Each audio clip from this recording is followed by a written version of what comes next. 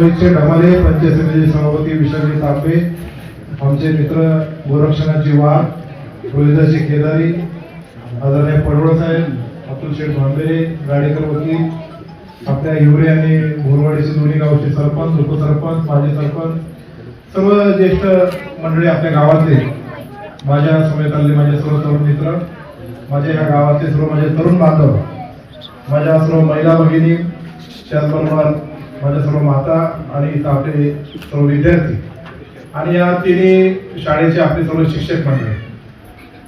नक्कीच आमदार झाल्यानंतर पहिल्या वर्षी कोरोनामुळे वाढदिवस काही झाला नाही, दुसऱ्या वर्षी पण आता कोरोनाचं संकट आहे, आपल्याला वाढदिवस काही साजरा करायचा नव्हता.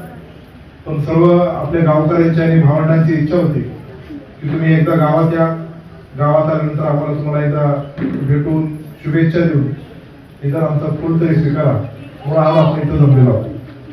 आणि इथे येत असताना मी जे काही आवाहन केलं होतं तालुक्यामध्ये, आपल्या गावापासून आपल्याला ती सुरुवात करायची की वल्लभशेठ बेडके साहेबांनी शिक्षणासाठी महत्त्व देऊन अनेक शाळांना समृद्ध करण्यासाठी बेंच आणि कम्प्युटर दिले. आपण जर आपल्या तालुक्याची परिस्थिती पाहिली तर आपल्या तालुक्यात 5 धरणं आहेत. आपलं गाव पण धरणामध्ये गेलं, पुनर्वसित गाव झालं आणि त्यानंतर शेतीच्या पलीकडे दुसरा कुठलाही व्यवसाय.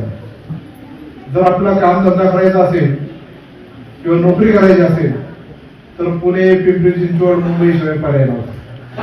आता साखर, शिक्रापूर, रांजणगाव तिकडे MIDC आहेत, काय आपले मुलं तिकडे कामाला आहेत, काही ठराविक आपली लेकरं इथं परिसरामध्ये व्यापाराचं काम करतात आणि सगळ्या मंडळींचा आपल्या गावाच्या प्रती खूप मोठ्या प्रमाणामध्ये प्रेम आहे.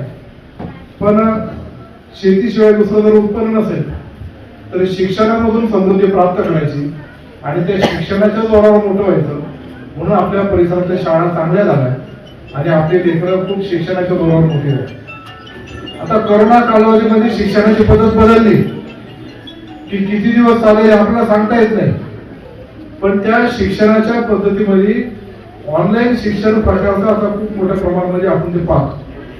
आणि म्हणून नवीन हे व्हर्च्युअल क्लासेस ज्याला म्हणतात की ज्याच्यामध्ये शिक्षक एका बाजूला आहे, मुलं घरून शिक्षण घेता येते, परत भविष्यात शाळा जरी चालू झाल्या तरी आपल्याला या तंत्रज्ञानाच्या जगाशी अवगत होऊन या ऑनलाईन पद्धतीने बऱ्याचशा गोष्टी आपल्याला कराव्या, ई-लर्निंगचे क्लासेस चालू. म्हणून मी आवाहन केलं की आपल्याला तालुक्यामध्ये जर काय करायचं असेल तर शिक्षण समृद्ध होण्यासाठी विशेषतः जिल्हा परिषदेच्या प्राथमिक शाळेसाठी आपल्याला तिथं टॅब देऊन त्या मुलांना मदत केली पाहिजे. आणि म्हणून आपण सर्वांनी प्रतिसाद दिला. आपल्या ह्या 2 शाळांमध्ये आपण जे काही टॅब दिलेले आहे त्यामध्ये आपल्याला तालुक्याला एक आदर्श दाखवून द्यायचा. म्हणून ही आपली हिवरे बुद्रुकची शाळा असेल, आपल्या सहकार नगरची शाळा असेल आणि कैलास नगरची शाळा असेल, या तिन्ही शाळेच्या सगळ्या विद्यार्थ्यांना आपण टॅब आणि हा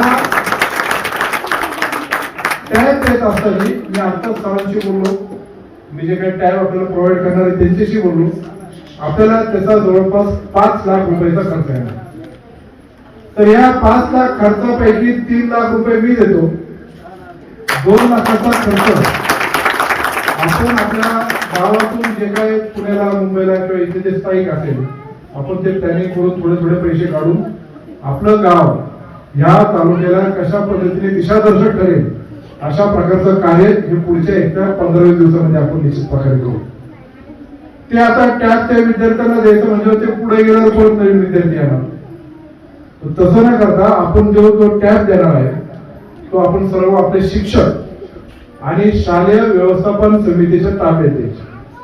ते दिल्यानंतर खऱ्या अर्थाने आता या शाळेत सुद्धा 65 मुलं, बरोबर ना? या 65 मुलांपैकी खरं 50 लोकांना गरज असेल, मुलांना किंवा 65च्या 65 जणांना गरज असेल तर त्याला तो टॅब देऊन परत त्याचे शिक्षण झाल्यानंतर शाळेमध्ये लायब्ररी प्रमाणे तो जमा करणे, त्याचं मेंटेनन्स ठेवणे आणि त्याबरोबर शाळेतून विद्यार्थी पास आउट झाल्यानंतर पुढे परत त्या नवीन विद्यार्थ्यांना देणे किंवा तो खराब झाल्यानंतर ते किती टॅब खराब झाले ते रिप्लेस करणे, ही सगळी संयुक्तिक जबाबदारी शाळेचे शिक्षक, शालेय व्यवस्थापन समितीचे अध्यक्ष, त्यांचे सर्व सहकारी आणि सर्व पालक वर्गाची एकत्रित आपण ठेवूया. हा प्रयोग चालू केल्यानंतर पुढे याची क्रांती होईल आणि अनेक पिढ्यांसाठी त्या पालकांना पण वाटेल की याला त्याला आहे माझ्या लेकराला आहे तर तो पालक पण त्याच्यामध्ये सहभागी होईल. आणि शिक्षणामध्ये पुढचं पाऊल टाकल्याशिवाय इतर लोक सहभागी होणार नाही.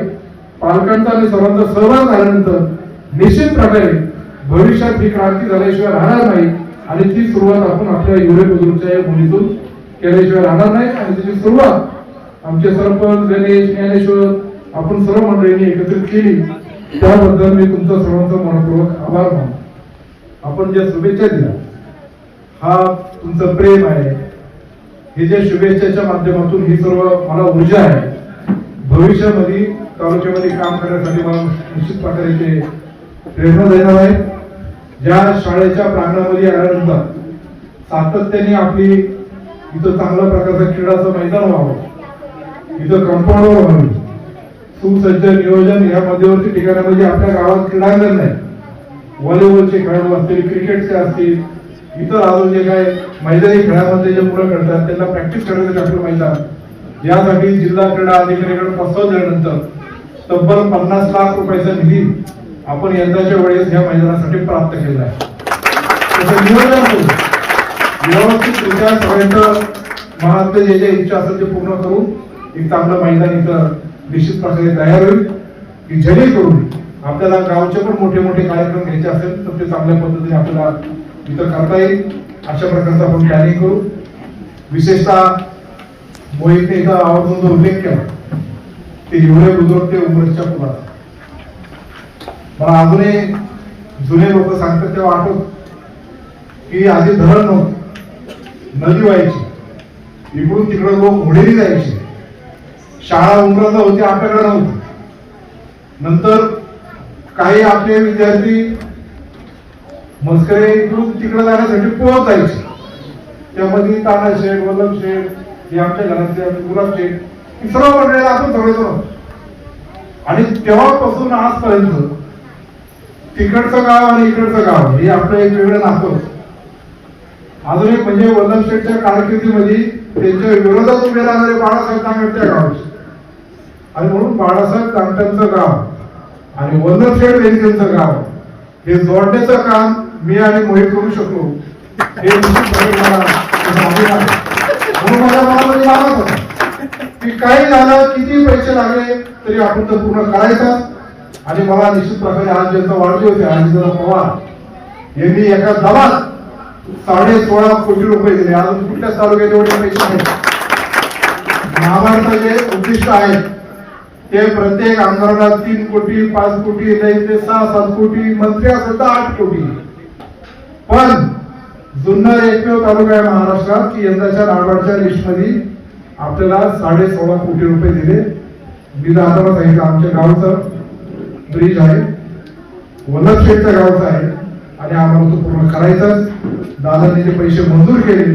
लवकरच पूल पूर्ण करून उद्घाटन दादांच्या हस्ते आपण केलं. आणि त्या पुलाचं नाव वल्लभ शेठ बेनके सिंधू, आपण त्या पुलाचं नाव निश्चित प्रकारे देऊ. एवढा आपल्या सर्वांचा मानस आपण निश्चित प्रकारे पूर्ण केल्याशिवाय राहणार नाही.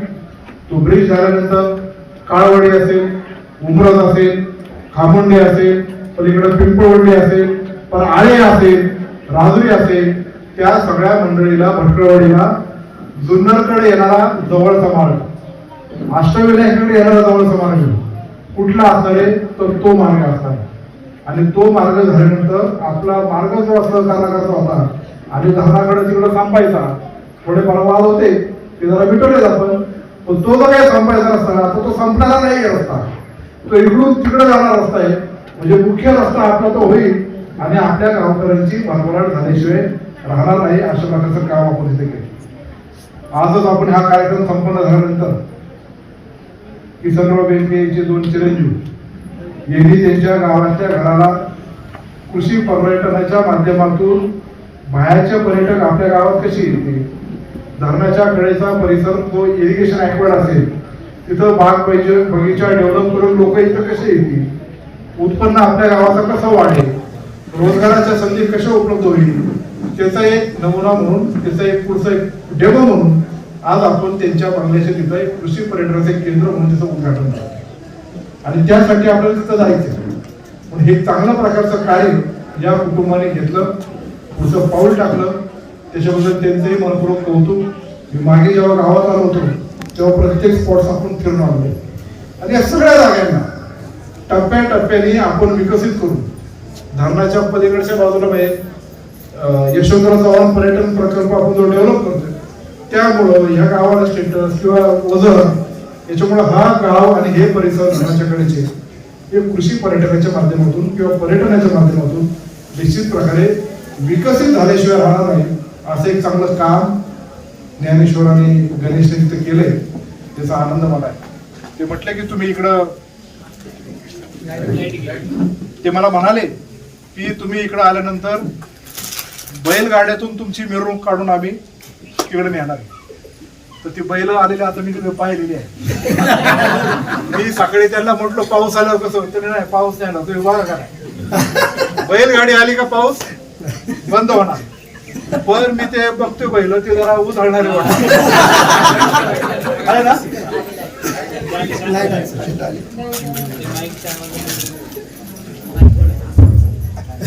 ती बैल जरा मला काय शांत वाटत आणि त्याच्या पुढे जर वाजायला लागली तर आपल्या धुळ्यावर आलेलं तर वाढदिवस एवढा चांगला करतोय. ते तुम्हाला माहिती का, ते आता पेट्रोल डिझेल किती वाढले का नाही? कमी करायचं का नव्हतं बरं, कमी करायचं का नाना? ते आंदोलन मुंबईला काँग्रेस तिथं बैलगाडीवर सगळे काँग्रेसचे नेते बसले आणि त्याच्यावर 4-5 लोक बसतील ना, ते बसतील 15 एक ती बैलगाडीच मोडली. ते आंदोलनाच्या बाबतीत होण्यापेक्षा हे बैलगाडीतून पडले याच्याच बाबतीत 2 दिवस आले आणि त्याच्यावर भाजप बोलायचे, त्याच्यावर काँग्रेस बोलायचे, सगळे बोलायचे. म्हणून त्याचं काय झालं ते सगळं बाजूला जायचं. ठीक आहे, आता मी तर गावाचं आहे, आपण पाव ठेवायचं.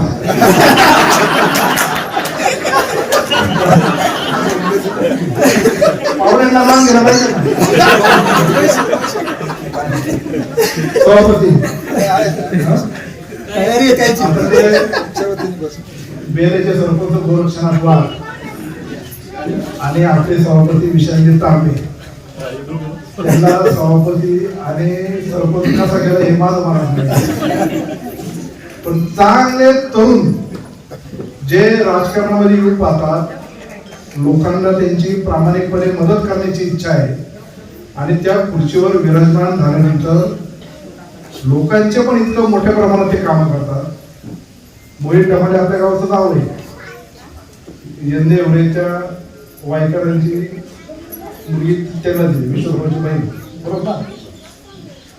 पण मोहित डमाले हा असा नेता आहे, एखादा माणूस नेता झाल्यानंतर आपल्याला त्याच्या मागे फिरायला.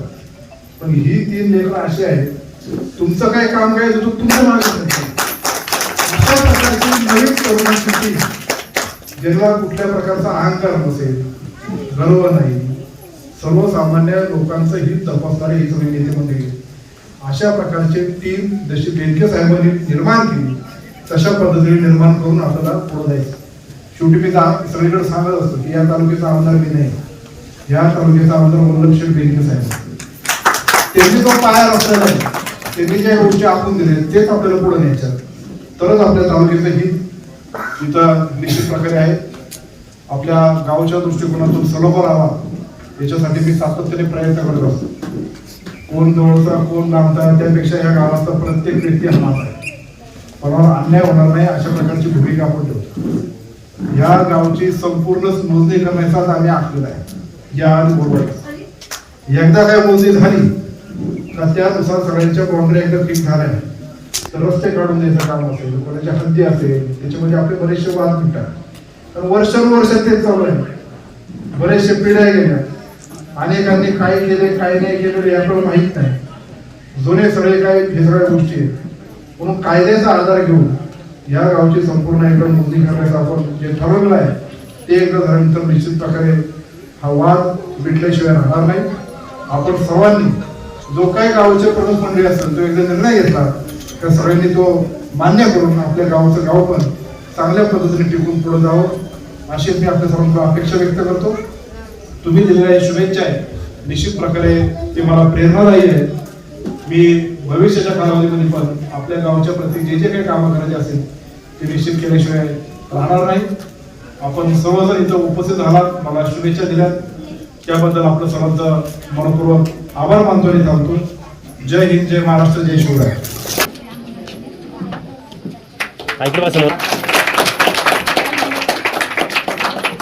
तुम्ही नका तो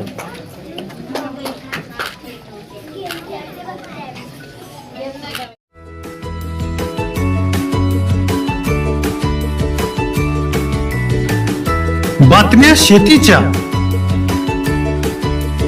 बातम्या मातीच्या, बातम्या अन्यायाच्या, गुन्हेगारीच्या,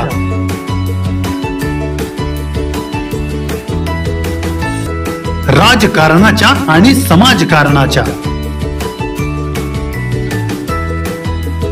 शोषणाविरुद्ध बुलंद आवाज, जनसामान्यांच्या हुंकाराची गाज, सत्कार्याला प्रोत्साहन,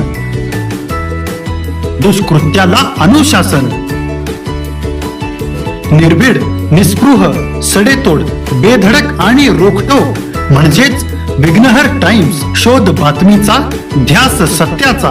आपलं चॅनल, आपली बातमी. सबस्क्राईब तर कराच, पण बेल आयकॉनवर क्लिक करायलाही विसरू नका.